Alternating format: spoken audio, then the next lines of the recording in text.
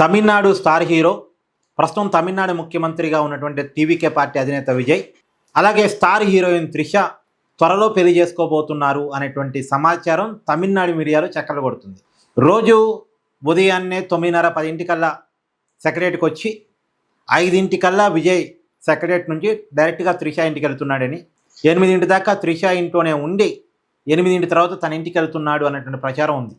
త్రిష విజయ్ వాళ్ళ మధ్య పెళ్లికి సంబంధించి చర్చలు కొనసాగుతున్నాయని, వచ్చే ఏడాది పెళ్ళి ఉండొచ్చు అనేటువంటి కదా. పెళ్లికి అడ్డంకి ఏంటంటే ఆల్రెడీ సంగీత అనేటువంటి భార్య విజయ్కి ఉంది. అదే ఎన్నికల సమయంలో కూడా చూసాంగా గొడవ.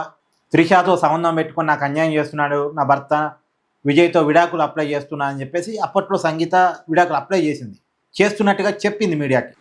నేను విడాకులు ఇవ్వడానికి సిద్ధమైన అప్పుడు కూడా విజయ్ కూడా ప్రకటించాడు. కాకపోతే ఎన్నికల తర్వాత విజయ్ ముఖ్యమంత్రి అయిన తర్వాత నేను విడాకులు ఇవ్వను అని సంగీత చెప్పింది. ఇప్పుడు సంగీతకి విడాకులు ఇవ్వకుండా త్రిషని పెళ్లి చేసుకోవడం అనేది టెక్నికల్గా పాసిబిలిటీ కాదు. కాబట్టి సంగీతకి విడాకులు ఇవ్వాలి. ఆమె విడాకులు ఇవ్వడానికి సిద్ధంగా లేదు సంగీత. నేను విడాకులు ఇవ్వను అని చెప్తుంది. బట్ ఆమె ఇవ్వకపోయినా సరే కావాలంటే విజయ్ వన్ సైడ్గా ఇచ్చుకోవచ్చు. కానీ వన్ సైడ్గా ఇచ్చినప్పుడు అది టైం టేకింగ్ ప్రాసెస్. ఇద్దరు మ్యూచువల్ కన్సెంట్తో విడాకులు తీసుకుంటే తొందరగా అయిపోద్ది. అదే ఒక్కళ్ళు మాత్రమే విడాకులు కోరి ఇంకొకళ్ళు నిరాకరిస్తే అది కొంచెం టైం టేకింగ్ ప్రాసెస్. దానివల్ల కొంత లేట్ అయ్యేటువంటి అవకాశం ఉంటుంది. ఏదైనా లేట్ అయిన తర్వాత విజయ్ త్రిష పెళ్లి చేసుకుంటారనేటువంటిది. విజయ్ విషయాల్లో త్రిష అన్ని విషయాల్లో కలగ చేసుకుంటున్నారు. విజయ్కి సంబంధించినటువంటి రాజకీయ వ్యవహారాలు కూడా చక్కబెడుతున్నారు.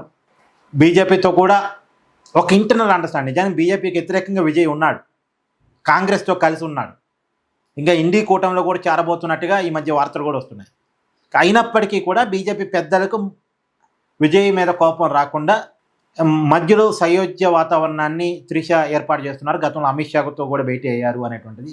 ఇప్పుడు రాఘవ లారెన్స్ను కూడా రాజకీయాల్లో తీసుకొస్తుంది త్రిషానే అని. బట్ ఇవన్నీ రాబోయే కాలంలో చూడాలి. ఇవన్నీ వార్తలు, వీటిల్లో ఉన్నటువంటి నిజాలు రాబోయే కాలంలో తేలి. కాకపోతే ఈ వార్తల్ని ఎక్కడా కూడా ఇటు త్రిష ఖండించట్లేదు, అటు విజయ్ ఖండించట్లేదు.